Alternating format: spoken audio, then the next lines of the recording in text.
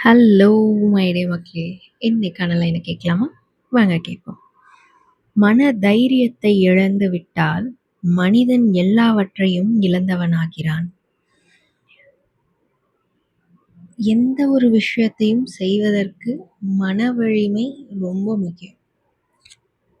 இமயமலைய கூட ஏறிடலாம் நம்ம நெனச்சோம்னா.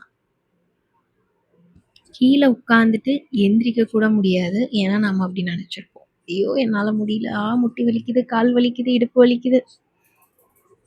இப்ப ரீசென்ட்டா 116 வயது பாட்டிமா ஒருத்தங்க திருப்பதி மலைக்கு ஸ்டெப்ஸில் அவங்களே ஏறி இறங்கியிருக்காங்க. கேள்விப்பட்டோன்னு நினைக்கிறேன்.